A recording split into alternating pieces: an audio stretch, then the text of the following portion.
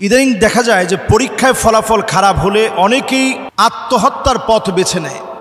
পরীক্ষার রেজাল্ট খারাপ হলেই আত্মহত্যার পথ বেছে নেয়। তো এই আত্মহত্যার পথ যারা বেছে নেয় পরীক্ষা খারাপ হলেই, একটা পরীক্ষা অথবা ফলাফল একটা মানুষের জীবনে প্রতিষ্ঠিত হওয়ার জন্য সবকিছু নয়, এটা খেয়াল রাখতে হবে। মানুষ জীবনে A+ পাওয়া কত মানুষ জীবনে কিছু করতে পারেনি, আবার জীবনে কত মানুষ তেমন ভালো রেজাল্ট করেনি, সে অনেক কিছু করেছে। এজন্য মৌলিকভাবে ইসলাম যারা আমরা ফলো করি আমাদের একটি জায়গায় আসতে হবে, ওয়াল কাদরি খাইরিহি ওয়া শাররিহি মিনাল্লাহি তাআলা। ভাগ্যের ভালো এবং মন্দ এটি আল্লাহর পক্ষ থেকে দেওয়া হয়ে থাকে। তাকদীরটা হচ্ছে বাহরুন আমিক, এটা বিরাট একটা সমুদ্র। এর নিচে যদি আপনি বেশি নিজেকে ডুবাতে চান আপনি হারিয়ে যাবেন। তাকদীরের বিরাট বিরাট ঢেউয়ের কবলে পড়ে আপনি হারিয়ে যাবেন। এজন্য তাকদীর নিয়ে অতি প্রশ্ন করা এটা বিদআহ। সাহাবাই কেরাম তাকদীর নিয়ে খুব বেশি কোনো প্রশ্ন নবীজিকে করেন নাই। এটা হয় না কেন, এটা যে হবে এটা তো আল্লাহ জানতেন, এটা হবে এরকম আল্লাহ তো জানতেন, তাইলে আল্লাহ দিলেন কেন, ভাগ্যের খারাপই কেন আল্লাহ তাআলা বান্দাকে দিলেন। এ জাতীয় তাকদীর নিয়ে অশালীন প্রশ্ন করা এটা একটা বিদআত। আপনি জীবনে কোনো কিছু সফলতা অর্জন করতে পারেন নাই এই পরীক্ষায়, হয়তো সামনের দিনে আপনি অনেক ভালো করবেন। শুধু A+ পেলেই জীবনে আপনি সফল হয়ে গেলেন, আদৌ বিষয়টা এমন না। অথবা আপনি হয়তো ঢাকা ইউনিভার্সিটিতে চান্স পেলেন, আপনার বন্ধুরা চান্স পায় নাই, সে ভেঙে পড়ল।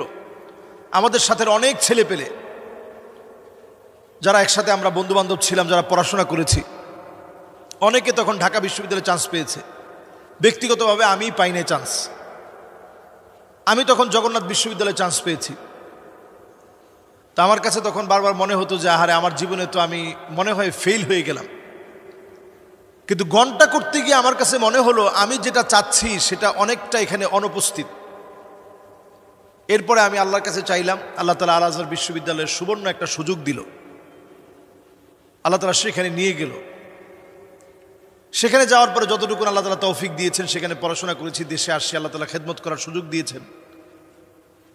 তো এর মানে হচ্ছে কে কতটুকুন ভালো করবে, কি খাবে, কি পড়বে, হাত্তা তাস্তাকমিলা রিজকাহ। আপনি একটা দানা পরিমাণ রিজিক যদি অবশিষ্ট থাকে আপনার মৃত্যু হবে না, আগে ওইটা শেষ করবেন, তারপর আপনি মারা যাবেন। যদি সব বিষয়টা এমনই হয় তাহলে একটু সামান্য রেজাল্টের জন্য আমি কেন আত্মহত্যা করতে যাব? আত্মহত্যার পথ আমি কেন বেছে নিব? মান কাতালা নাফসাহু বিশাইইন উযযিবা বিহি ইয়াউমাল কিয়ামাহ। যে ব্যক্তি আত্মহত্যা করে নিজেকে ধ্বংস করবে, বারবার এই আযাব আসবে, এই আযাবের কারণে বারবার তার মৃত্যুর যন্ত্রণা সহ্য করতে হবে। মৃত্যুর যন্ত্রণাটা কেমন আপনি মাঝে মাঝে দেখেন। একটা তেলাপোকা, আপনি হয়তো একটা বাড়ি মেরেছেন, আঘাত করেছেন, কয়বার ঘুরতে ঘুরতে ঘুরতে ঘুরতে তারপরও মনে হয়েছে যে সে মরে গেছে। এরপরও আপনি তাকায় দেখবেন তার পাটা নড়তেছে, তার সুরগুলা সে নাড়াচ্ছে, মানে এখনো সে আপ্রাণ চেষ্টা করছে একটু বাঁচার জন্য। এরপরে দেখবেন পোকা, তার একেবারে পিঁপড়া এসে শত শত পিঁপড়া তাকে কামড়াচ্ছে, এরপরেও দেখবেন পাটা নাড়াচ্ছে একটু বাঁচার জন্য আপ্রাণ চেষ্টা করছে। আর আপনি আশরাফুল মাখলুকাত, আল্লাহ তাআলা আপনাকে এত শ্রেষ্ঠত্ব দিয়েছে, আপনি কেমন করে আপনি আপনার নিজের জীবনটাকে ধ্বংস করে দেন? এজন্য আত্মহত্যার পথ কোনোভাবে বেছে নেওয়া যাবে না। আল্লাহ তাআলার কাছে সাহায্য চাইতে হবে। হতাশা আসলে মসজিদের দিকে আসেন, ওয়াসজুদ ওয়াক্তারিব, সিজদা অবনত হন, মসজিদে আসেন, নামাজ পড়েন, আল্লাহর কাছে সাহায্য চান। যেই বয়সের হন না কেন আপনি মসজিদে আসলে দেখবেন আপনার একটা সার্কেল তৈরি হবে, নামাজি সার্কেল। অনেকে দেখবেন একটু বয়স্ক হয়ে যাওয়ার কারণে সন্তান হয়তো বিদেশ চলে গেছে, উনি আত্মহত্যার পথ বেছে নিয়েছে। আপনি মসজিদে আসেন, আপনার সহপাঠী আপনি পাবেন নামাজি সহপাঠী, যারা আপনাকে গাঁজা খাওয়ার পরামর্শ দিবে না, নেশার পরামর্শ দিবে না, যারা আপনাকে আত্মহত্যার পরামর্শ দিবে না, বরং এখানে আসলে নামাজের কথা শুনবেন, মনটা প্রফুল্ল হবে, আত্মা পরিশুদ্ধ হবে। এজন্য আমরা চূড়ান্ত সফলতায় আমরা যেন ব্যর্থ না হই, আখিরাতের জীবনে যেন ব্যর্থ না হই। আত্মহত্যার মতো মারাত্মক কবিরা গুনাহ, এটার থেকে আমরা মনটাকে ঘুরায় নেই। আত্মহত্যার যদি একবার আপনি নিয়ত নেন মেডিকেল সায়েন্স বলছে 99% তার জন্য এটা সহজ হয়ে যায়, যে নিয়ত করে ফেলছে, একবার অ্যাটেম্প নিয়ে ফেলছে আত্মহত্যা করব, তার প্রবণতা 99% থেকে যায়, সে আবার আত্মহত্যা করতে যাবে। কারণ হচ্ছে একবার সে যখন ওইখানে চলে গেছে, বিভিন্ন জন ক্রিটিসাইজ করতেছে, হায়রে তুই আত্মহত্যা করতে গেছিলি, এরপরে বেঁচে গেলি, তোর জীবনটা কই মাসের প্রাণ, এই জাতীয় কথাই হয়তো সে সহ্য করতে পারে নাই, আত্মহত্যা করে ফেলেছে। এজন্য আমরা কাউকে নিয়ে ক্রিটিসাইজ করব না, কারণ নামকে আমরা বিকৃত করে ডাকবো না। সন্তানদেরকে মানুষের সামনে আমরা কোনোভাবে বলবো না সবার ছেলেরা এ প্লাস পেয়েছে, তুই আজকে আমার ইজ্জত সম্মান সব ডুবাই দিলে, এই কথাগুলো আমরা বলবো না। সন্তানদেরকে আমরা বড় করে তোলার চেষ্টা করবো মানুষের সামনে, যে রেজাল্ট একটু খারাপ হয়েছে তাতে কি, ওর অনেক গুণ আছে, ও অনেক বড় হবে। এই কথাটা আপনি একদিন বলে দেখেন, এই সন্তানের কাছে আপনি আসল হিরো হয়ে যাবেন, আপনি আইডল হবেন এই সন্তানের কাছে, যে আমার বাপ বাপের মতো। মানুষ আসলে আপনি যদি অপমান করেন, এটা নসিহার পরিপন্থী। নবীজি সাল্লাল্লাহু আলাইহি সাল্লাম এই জাতীয় নসিহত পছন্দ করতেন না। মানুষকে মানুষের সামনে অপদস্থ লাঞ্ছিত করা, এটা ইসলামে জায়েজ নেই। সন্তানেরও একটা আত্মমর্যাদা আছে, এটাকে আরবিতে গায়রাত বলা হয়। সন্তানের গায়রতে লাগে, আত্মমর্যাদায় লাগে, এমন কোনো কাজ আপনি করবেন না। আবার আপনি বাপের আত্মমর্যাদা নষ্ট হয় এমন কোনো কাজ সন্তান করবে না। আল্লাহ তাআলা আমাদের এই যুব সমাজকে, যারা পরীক্ষা দিয়েছে, রেজাল্টের বাহিরেও আমরা দোয়া করি যেন মানুষের মতো মানুষ হিসেবে আল্লাহ যেন আমাদের সন্তানদেরকে কবুল করে। যে মহারানার সর্বনিম্ন পরিমাণ কত?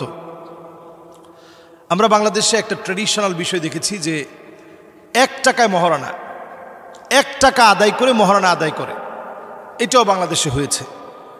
তো এই জাতীয় মহারানা আদায় এটা কোনোভাবেই জায়েজ নাই, এটা একটা নাজায়েজ কাজ। একবারে মহারানা নাই না দিয়ে আপনি বিয়ে করছেন, সেটা হইতে পারে, কিন্তু কোনো ট্র্যাডিশনকে ফলো করে 1 টাকা দিয়ে আপনি মহারানা দিয়ে বিয়ে করবেন, এটা সম্পূর্ণরূপে নাজায়েজ কাজ।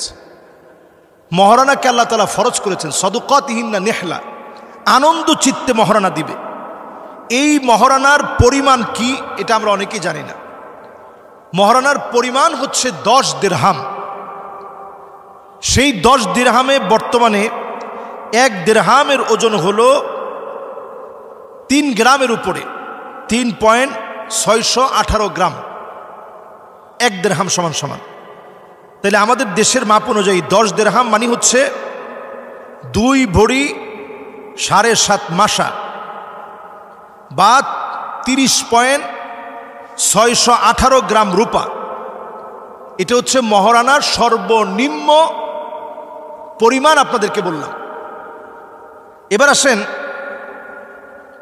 আমরা এই ফতোয়া অনুযায়ী সর্বনিম্ন একজনকে 30.618 গ্রাম রূপা, এই পরিমাণের কিছু একটা দিয়ে আমরা বিয়ে করব। নবী সাল্লাল্লাহু আলাইহি সাল্লাম একজন সাহাবীকে বিয়ের সময় জিজ্ঞাসা করলেন যে তোমার কাছে কি একটা লোহার আংটিও নাই? সাহাবী বললেন, ইয়া রাসূলুল্লাহ, আমার কাছে একটা লোহার আংটিও নাই। নবীজি বললেন, যাও ঘরে যাও, গিয়ে দেখে টেকে নিয়ে আসো। সহিহ বুখারীতে হাদিস আসছে। সাহাবী ঘরের ভিতরে গেলেন, ঘুরে টুরে আসলেন, ইয়া রাসূলুল্লাহ, একটা লোহার আংটিও নাই। নবীজি সাল্লাল্লাহু আলাইহি সাল্লাম বললেন, আচ্ছা ঠিক আছে, যাও ঘুরে টুরে দেখো আরেকটা কিছু আছে কিনা। ঘুরে টুরে এসে বললেন, ইয়া রাসূলুল্লাহ, কিছুই নেই। আবার নবীজি বললেন, যাও দেখো কিছু একটা আছে কিনা। বললেন, ইয়া রাসূলুল্লাহ, কিছুই নেই। তো নবীজি বললেন, আমাআকা সূরাতুল ফাতিহা? সূরাতুল ফাতিহা আছে? বলছি, ইয়া রাসূলুল্লাহ আছে। বলছি, এটা নিসফুল কোরআন। আমাআকা সূরাতু জিলজাল? সূরা জিলজাল আছে, মুখস্থ আছে তোমার? বলছে, আছে ইয়া রাসূলুল্লাহ। বলছে, যাও, এটাও নিসফুল কোরআন। আমাআকা সূরাতুল ইখলাস? সূরা ইখলাস আছে? বলছে, ইয়া রাসূলুল্লাহ আছে। যাও, এটা সুলুসুল কোরআন। আমাআকা আয়াতুল কুরসি? তোমার সাথে কি আয়াতুল কুরসি আছে? সাহাবী বলছে, ইয়া রাসূলুল্লাহ আছে। নবীজি বললেন, রুবুল কোরআন, এটা কোরআনের 7.5 পারার সমান। তো নবীজি বললেন, তোমার কাছে তো অনেক কিছু আছে, তাহলে এইগুলা তুমি তোমার স্ত্রীকে শিখাই দিও। কিন্তু বর্তমান সময়ে আপনার কাছে থাকার পরেও আপনি যদি 1 টাকা দেনমোহরে বিবাহ করেন, এটা একটা নাজায়েজ কাজ হচ্ছে। এই কাজটা সুন্দর কাজ নয়। আমরা অবশ্যই মহারণা নির্ধারণ করব এবং আমরা সেক্ষেত্রে